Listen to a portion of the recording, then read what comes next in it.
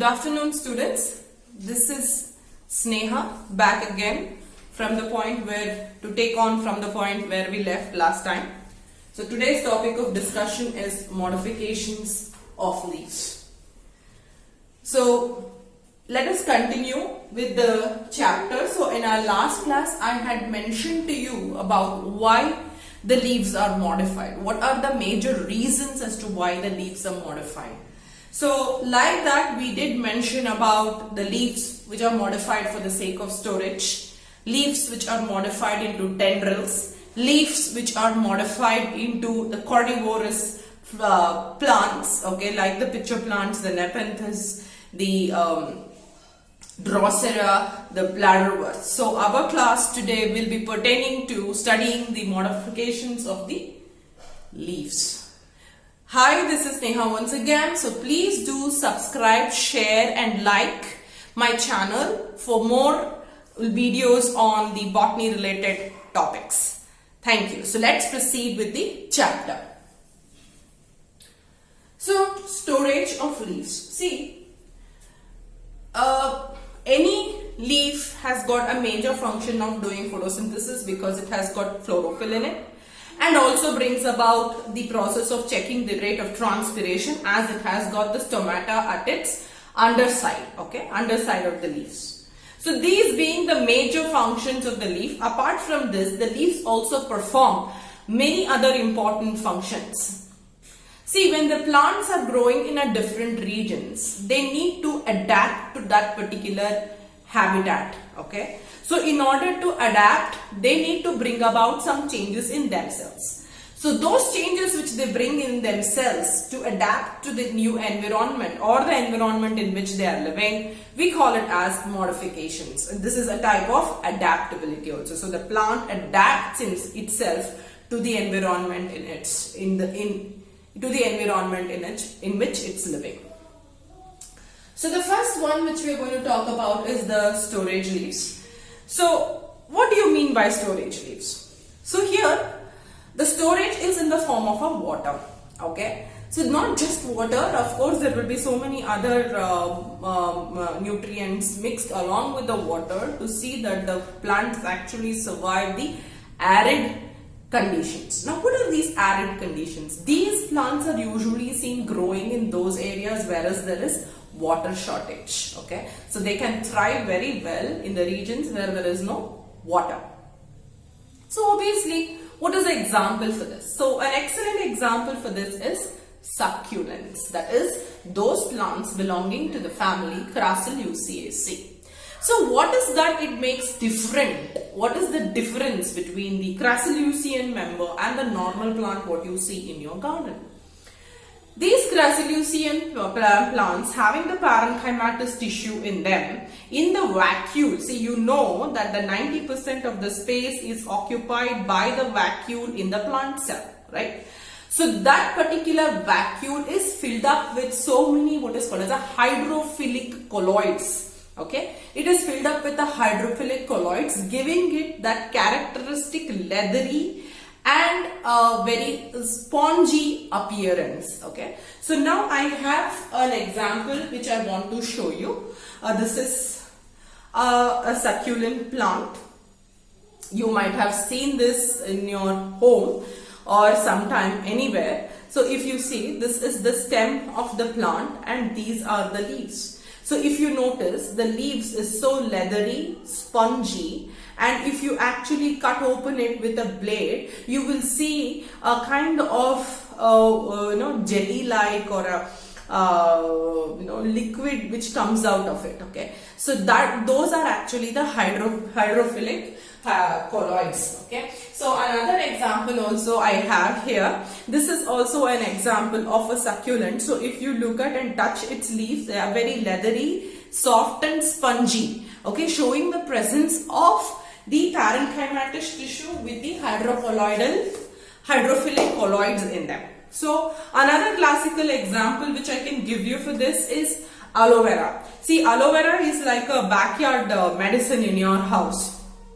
You have any burn by chance, you could just go cut the aloe vera and just scrape the upper layer of the aloe vera, so that is not good because it has got that latex in it. And when you just slightly scrape off the upper surface and then you take that jelly like substance which is present inside it and apply over the burn wound, it heals very fast and gives you the relief also from the burning sensation. So having said that about the storage leaf, so the examples which you should remember is aloe vera. Okay, please remember this is very easy. Aloe vera, bryophyllum. Bryophyllum is also an example. So that is true even for this particular plant. So they also undergo excellent vegetative reproduction. So if I just pluck this leaf and put it in another plant, I'll have a new plant being formed. So that is also a type of vegetative reproduction which we are going to see in it. Agave is also another example for this particular modifications.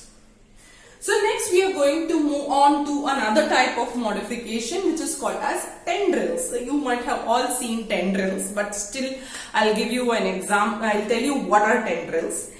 These are the leaves which are leaves are modified into thin wiry structures. Which have the ability to hold on or hook on or take the mechanical support to another either another plant or any other support which is available for it.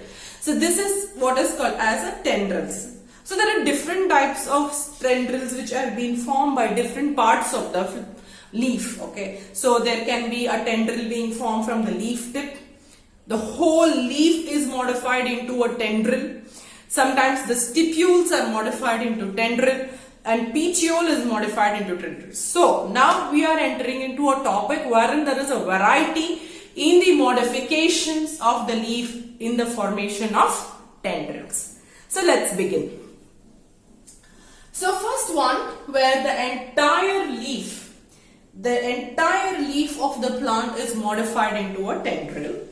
So here an example for it is wild pea. This is Pisum sativum, Batani. Okay, yellow pea is also another type of pea. Okay, which we are going to see, in the nature. So that is wild pea and yellow pea. Sorry, it's not Pisum sativum. Wild pea and yellow pea are an example for entire leaf being modified into a tendril. Then upper leaflet, okay, upper leaflet is modified into a tendril. Okay, upper leaflet means what? So let me explain to you this one.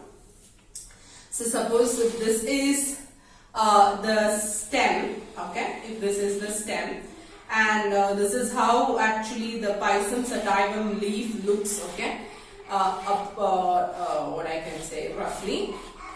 And there will be a small leaflet at the top like this. This small leaflet which is at the top gets modified into a tendril and will start actually going in search of a mechanical support. Example is Pisum sativum. Okay.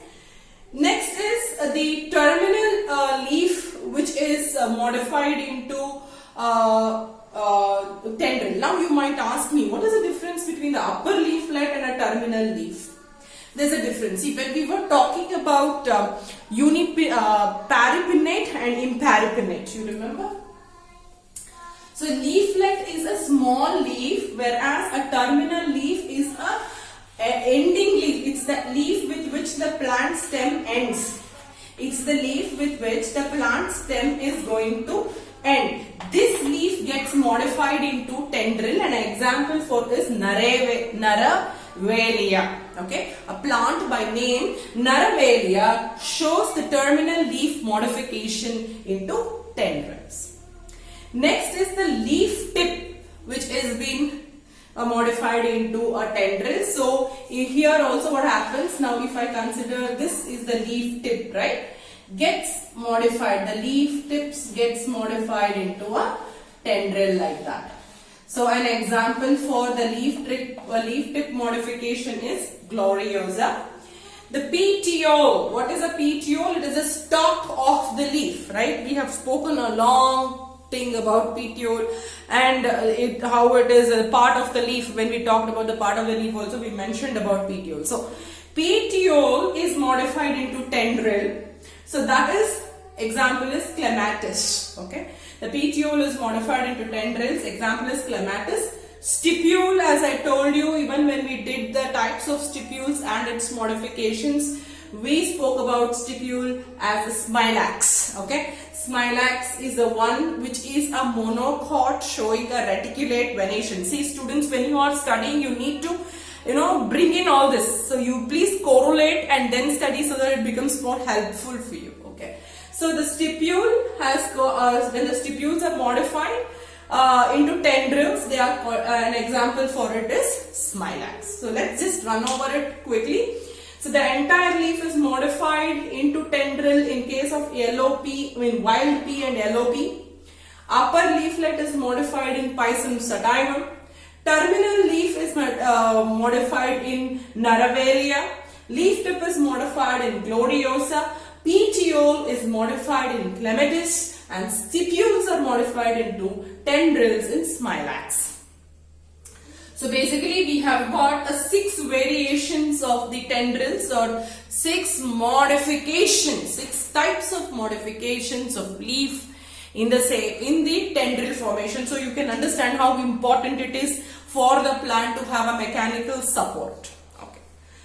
So with this, now we are going to move on to the next part.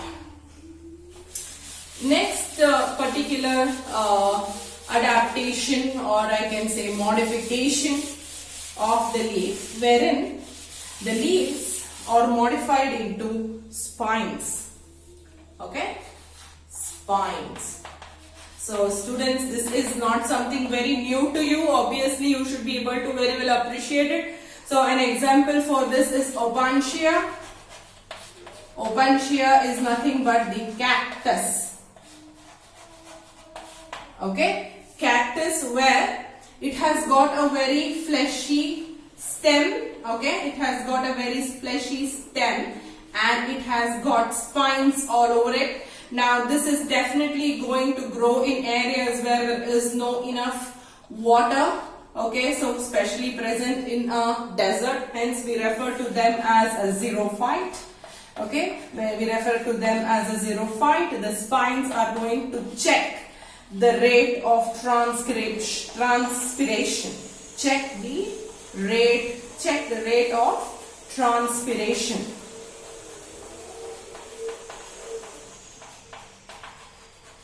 Okay, so that's about the Opuntia. That is the modification of the leaves. Instead of the stem is already producing or is storing food in the form of water, so water loss is being water loss is taken care by the stem. So more amount of water is not lost, but yet restored in the stem is taken care by the spines, where the leaves are modified into spines. And you also know the stem is actually having the chlorophyll content in it and hence looks green in color and brings about the photosynthesis. After it has become after the spines, we next go on to another type of modification, very important one, and you should not get confused with another type of modification of the stem. Okay, that is called as the phyllodes. What is it? Phyllodes. This is very seen very extensively in Australian acacia.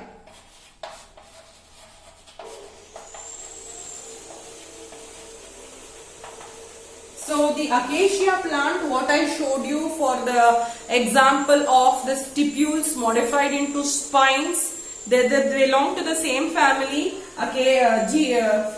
genus acacia, but it is not an Australian acacia. It is acacia, but it's not Australian acacia.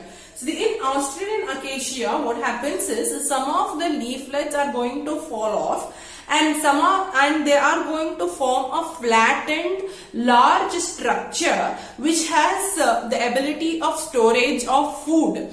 Such a type of flattened structure is called as phyllodes. What is it called?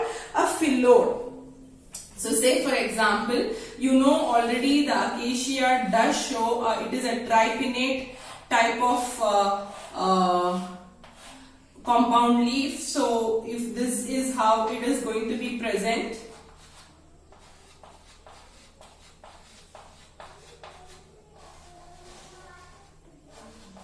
okay, some of the leaves are going to fall off. Okay, these are going to fall off and they are going to form a flattened structure like this, a flattened structure. This flattened structure, of course, the leaves will be here like this, and this is attached to the main stem of the plant. Okay.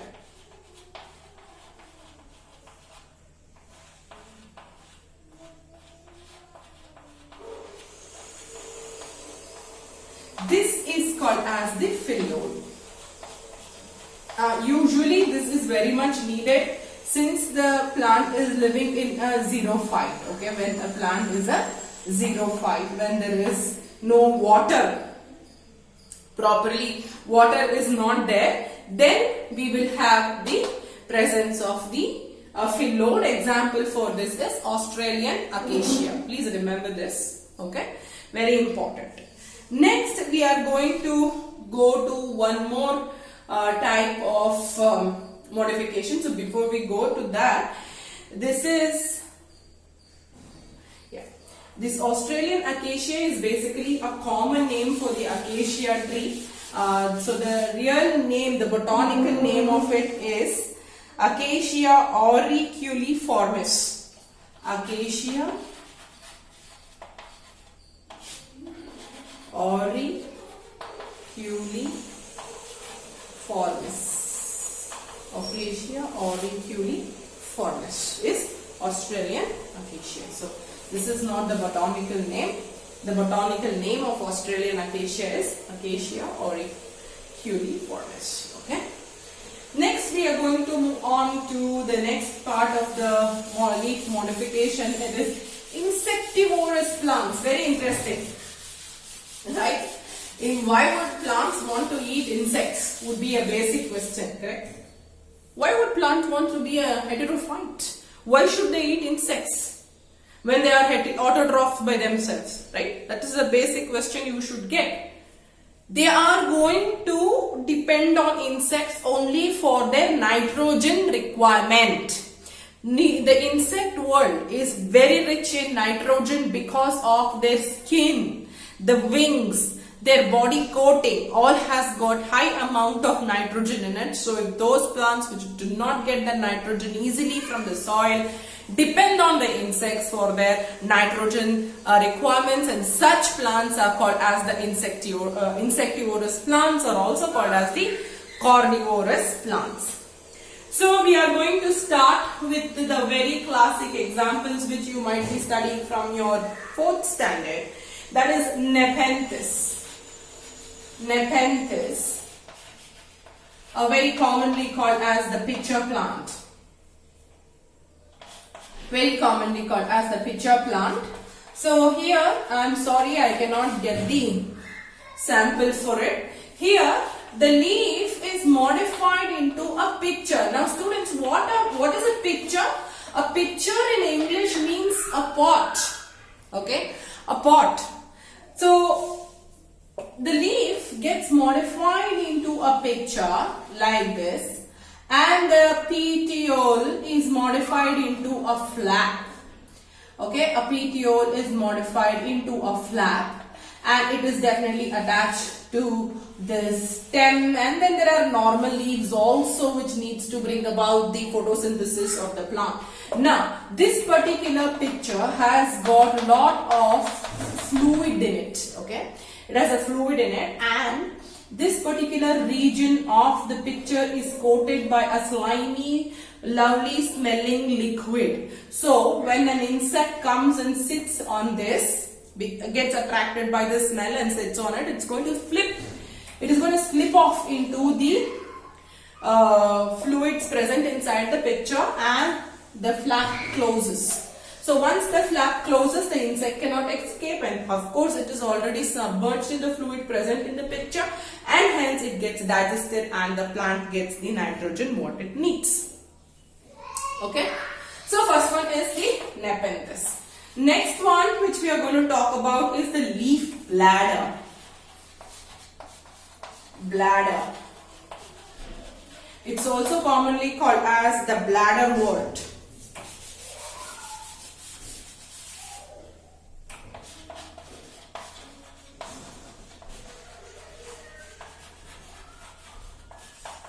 It is also called as the bladderwort. These fellows are actually aquatic carnivorous plants. Now they are present aquatic, obviously they are present inside the water, okay, and they are carnivores because they are going to feed on some fleas, okay, also which is going to fly on the surface of the water, especially what are called as the water fleas. They are called as the water fleas, where the leaf segments are modified into small leaf hair, okay, small leaf hair branched, and triggers and bristles having the traps in them. So if these bladderworts will have a trap valve, external and internal glands for trapping and digesting small insects like fleas, water fleas. So there are these hairs which will be open, and then there will be these trap valves present. They are open like this. Once the flea flies in, they are going to lock off like that. Okay, this is called as the bladderwort, and its botanical name is Utricularia. Utricularia. Remember all these names: Utricularia, Nepenthes, bladderwort is Utricularia. Then we go to one more important carnivorous plant. After this is